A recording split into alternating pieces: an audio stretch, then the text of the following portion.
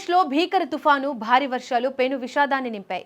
రాష్ట్ర వ్యాప్తంగా వివిధ జిల్లాల్లో గాలివాన సృష్టించిన బీభత్సానికి ఇప్పటి వరకు 75 మంది ప్రాణాలు కోల్పోయారు.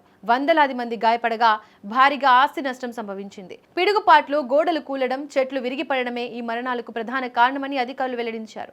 ఈ ప్రకృతి విపత్తులో అత్యధికంగా ప్రయాగ్రాజ్ జిల్లాలో 17 మంది మరణించగా బదోహిలో 16 మంది, మీర్జాపూర్లో 10 మంది, ఫతేపూర్లో 9 మంది ప్రాణాలు కోల్పోయారు. మరికొన్ని జిల్లాల్లో కూడా మరణాలు నమోదయ్యాయి.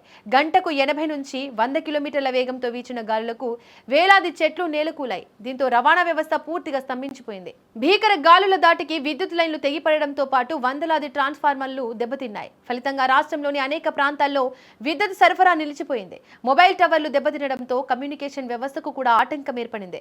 ముఖ్యంగా గ్రామీణ ప్రాంతాల్లోని పెంకుటిల్లు, గుడిసెలు గాలికి ఎగిరిపోవడంతో ప్రజలు నిరాశ్రయులయ్యారు. ఈ తుఫాను కారణంగా వ్యవసాయ రంగానికి కూడా భారీ నష్టం వాటిల్లింది. కోతకు సిద్ధంగా ఉన్న పంటలు నేలకూలగా పలు ప్రాంతాల్లో మామిడి తోటలు దెబ్బతిన్నాయి. రైతులు తీవ్ర ఆందోళన వ్యక్తం చేస్తున్నారు. పంట నష్టాన్ని అంచనా వేయాలని రాష్ట్ర ప్రభుత్వం అధికారులను ఆదేశించింది. ఇంకా కొన్ని రోజుల పాటు ఉత్తరప్రదేశ్లో వర్షాలు, బలమైన గాలులు కొనసాగవచ్చని భారత వాతావరణ శాఖ హెచ్చరించింది. ప్రజలు అత్యవసరం అయితే తప్ప బయటకు రావద్దని, పాత ఇళ్లలో నివసించే వారు అప్రమత్తంగా ఉండాలని సూచించింది. ఇక మరికొన్ని చోట్ల గాలి దుమారం సృష్టించిన సునామీకి ఓ వ్యక్తి గాల్లో కొట్టుకుపోయే దృశ్యాలు వైరల్ అవుతున్నాయి. ఇదే కటౌట్ కడుతున్న సమయంలో ఒక్కసారిగా గాలి బీభత్సం సృష్టించింది. దీంతో గాల్లో ఒక్కసారిగా ఆ వ్యక్తి ఎగిరిపోయాడు. సుమారు 50 అడుగుల ఎత్తులో గాల్లో తేలాడుతున్న దృశ్యాలు భయాందోళనకు గురిచేస్తున్నాయి. మరోపక్క ఈ ఘోర విపత్తుపై సీఎం యోగి ఆదిత్యనాథ్ తీవ్ర దిగ్భ్రాంతి వ్యక్తం చేశారు. మృతుల కుటుంబాలకు ఒక్కొక్కరికి 4 లక్షల చొప్పున తక్షణ ఆర్థిక సహాయం అందించాలని జిల్లా కలెక్టర్లను ఆదేశించారు.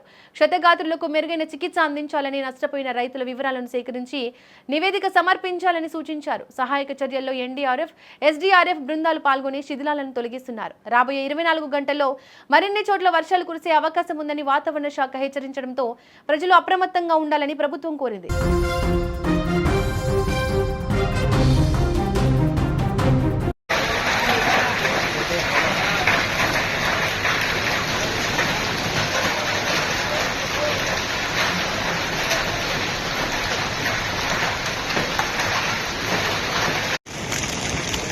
बड़े और कितने बड़े गिर रहे हैं यहाँ भी बड़े